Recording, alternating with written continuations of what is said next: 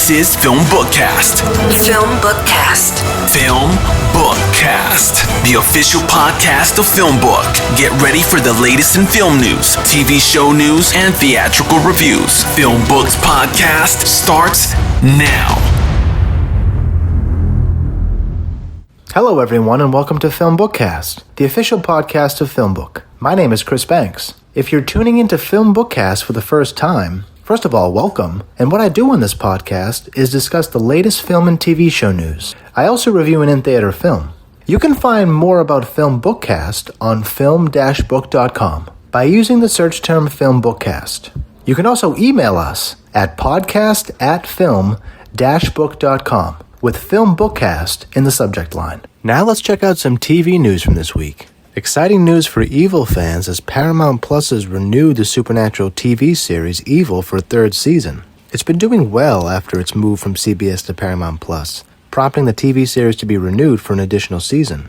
Evil is a psychological mystery that examines the origins of evil along the dividing lines between science and religion. The series focuses on a skeptical female psychologist who joins a priest in training and a contractor as they investigate the church backlog of unexplained mysteries, including supposed miracles, demonic possessions, and hauntings. Exciting news for fans of Evil. Some more TV news this week is exciting news because Grey's Anatomy alum Justin Chambers has joined the cast of Paramount Plus's limited series, The Offer. It's a series about the making of The Godfather. Chambers will guest star on the series as Marlon Brando, who won an Oscar in 1973 for his role in The Godfather. Additional cast members include Bern Gorman, Patrick Gallo, Josh Zuckerman, and many, many others. The 10-episode limited series stars Miles Teller as Al Rudy and tells the story of the two-time Oscar-winning producer's experience making that iconic 1972 film directed by Francis Ford Coppola. Netflix this week has announced its main cast for the upcoming opioid crisis drama series Painkiller, with Uzo Aduba and Matthew Broderick set to take on two of the lead roles. It'll be directed by Peter Berg and Narcos showrunner Eric Newman. It'll tell the story of the opiate crisis in the United States. Uzo will play Eddie, an investigator leading the case against Purdue Pharma, while Broderick will portray Richard Sackler, scion of the billionaire Sackler family and senior executive at Purdue. The series will be a 6-episode limited series.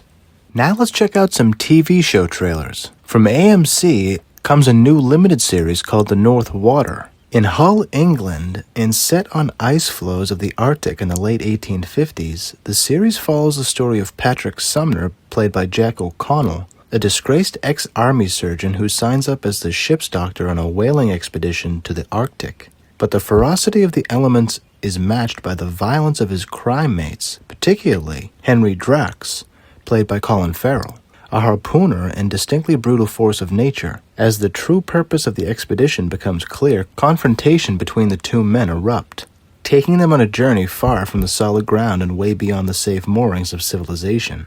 The trailer really emphasizes the lawlessness of the world that the series is set in, and check out the trailer for The North Water.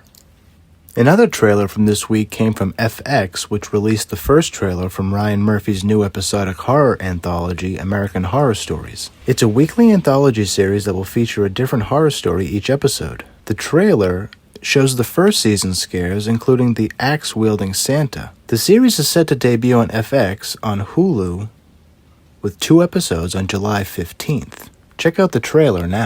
The last TV show trailer we're going to check out comes from Apple TV Plus, and it's called Mr. Corman. With better luck, choices, and posture, Josh Corman could have been a rock star. Now he teaches 5th grade, and he struggles to find happiness and meaning in a world that sometimes feels short on both. Watch the trailer for Mr. Corbin. It will debut on Apple TV Plus August 6th. It seems like a really cool series. I can't wait to check it out.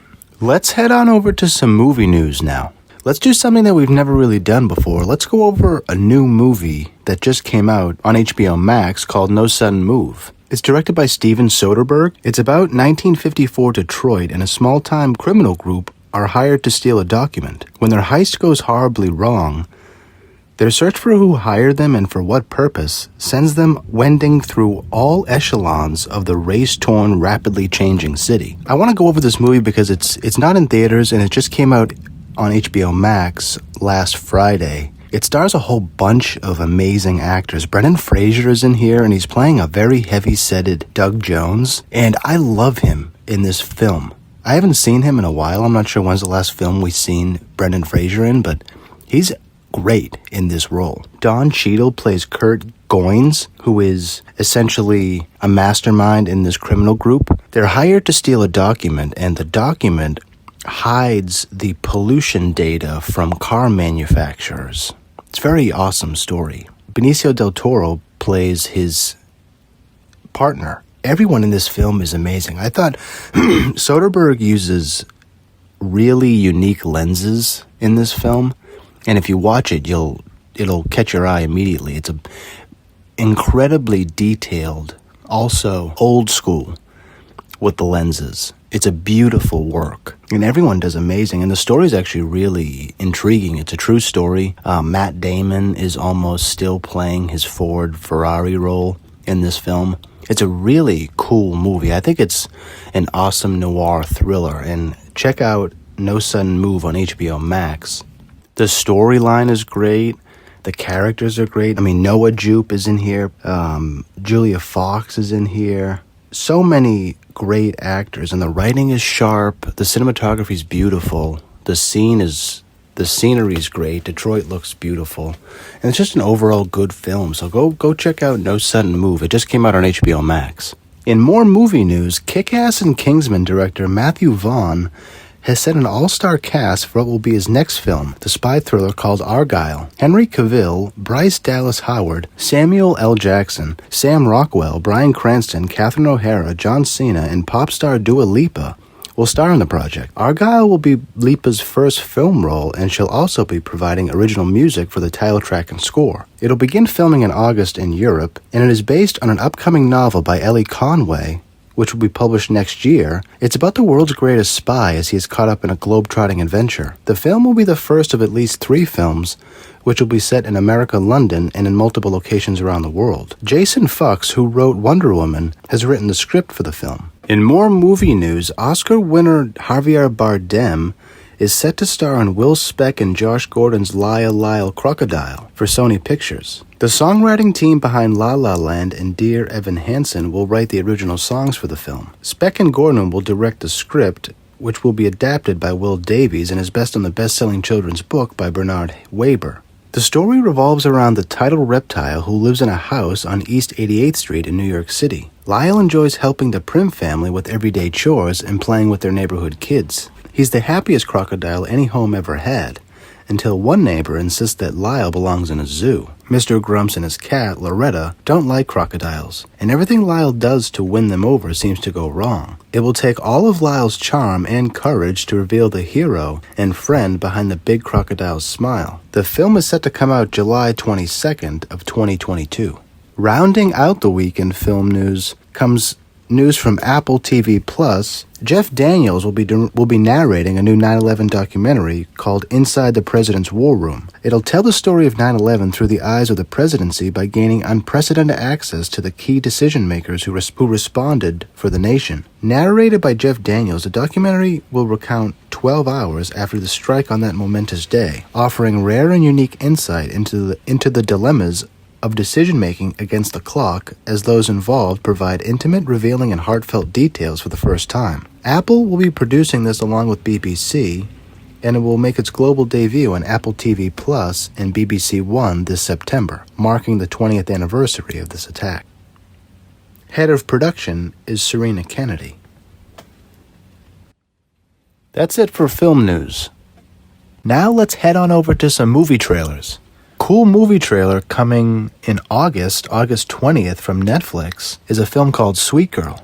Devoted family man Ray Cooper, played by Jason Momoa, vows justice against the pharmaceutical company responsible for pulling a potentially life-saving drug from the market just before his wife, played by Adria Arjona, dies from cancer. When his search for the truth leads to a deadly encounter that puts Ray and his daughter Rachel, played by Isabella Marcid, in harm's way, Ray's mission turns into a quest for vengeance in order to protect the one family he has left. Sweet Girl is directed by Brian Andrew Mendoza and written by Greg Hurwitz and Philip Eisner. Check out the trailer for Sweet Girl. It'll debut on Netflix August 20th.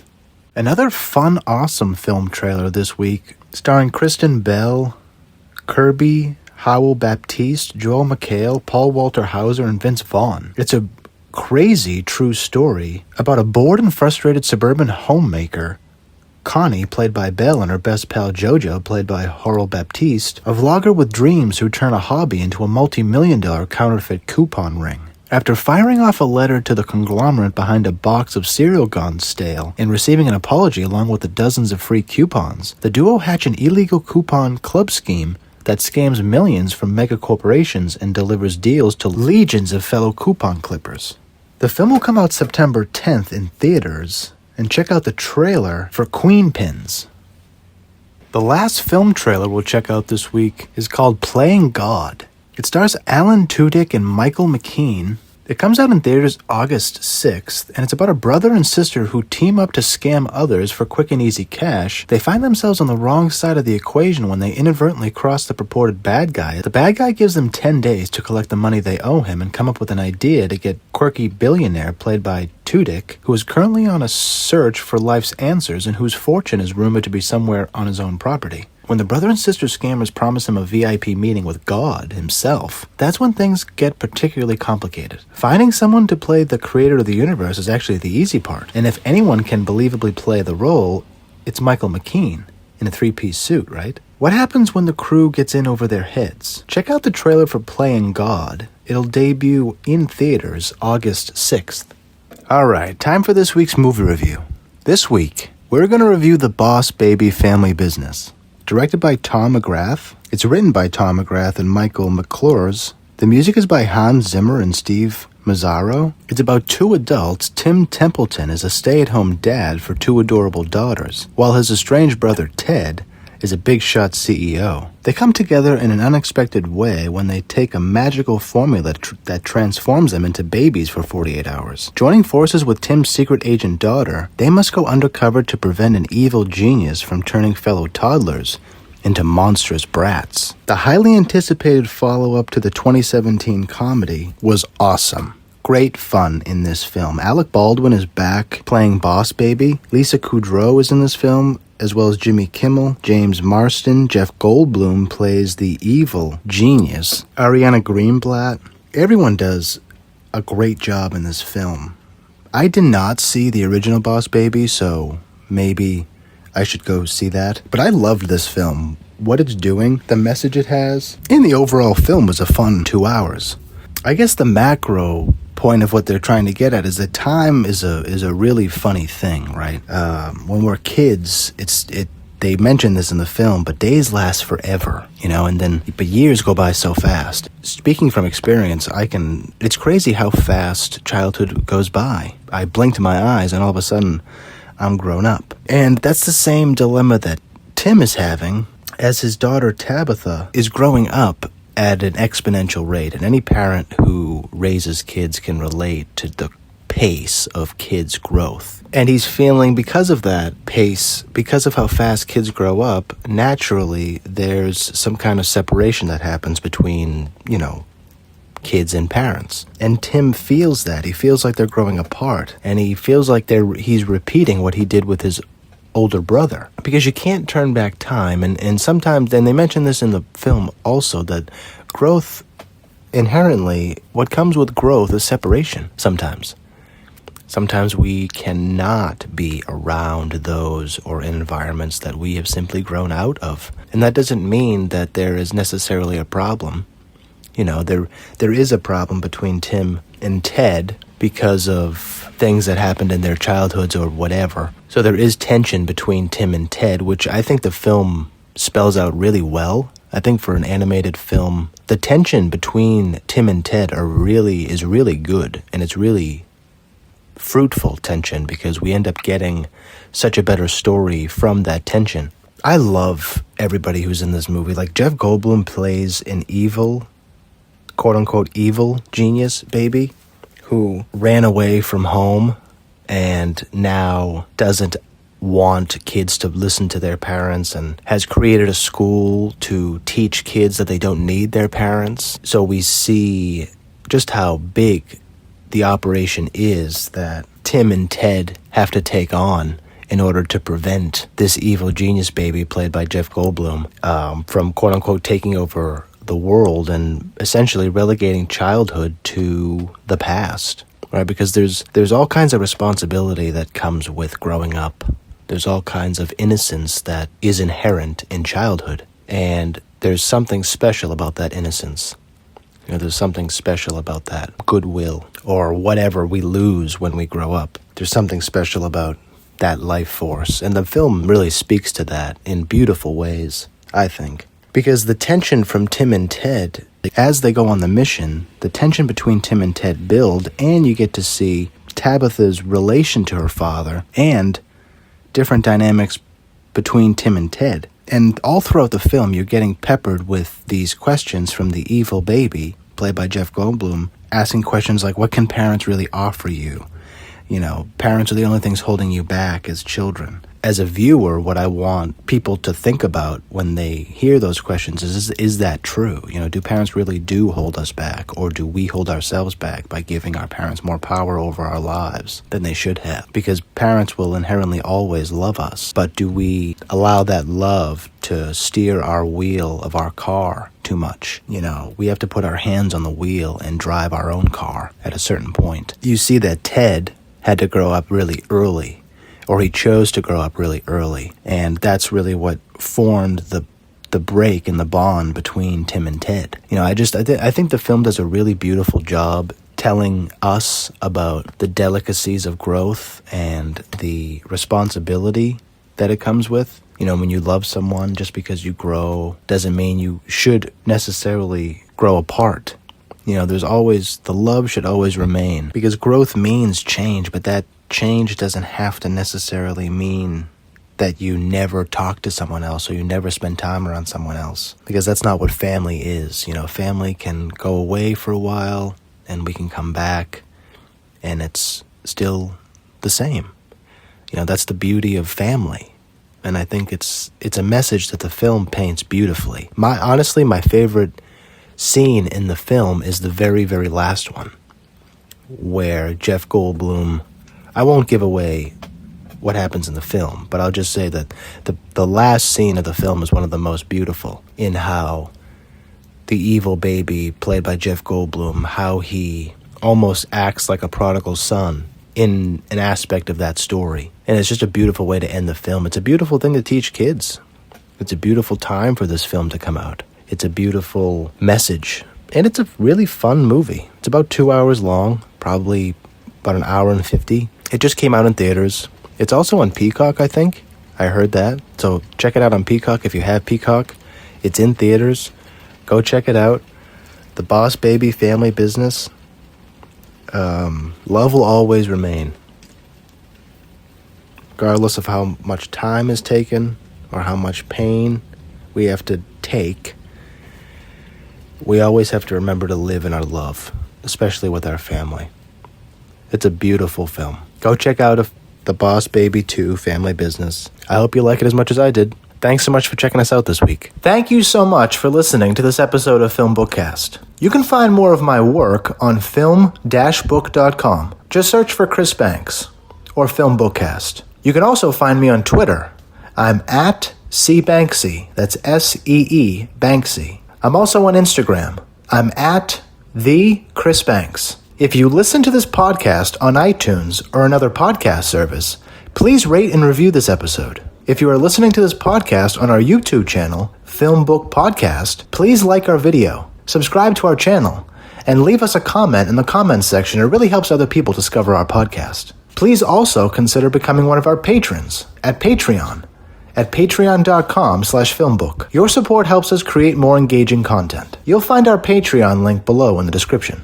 If you want to tweet about this podcast, just use the hashtag FilmBookcast.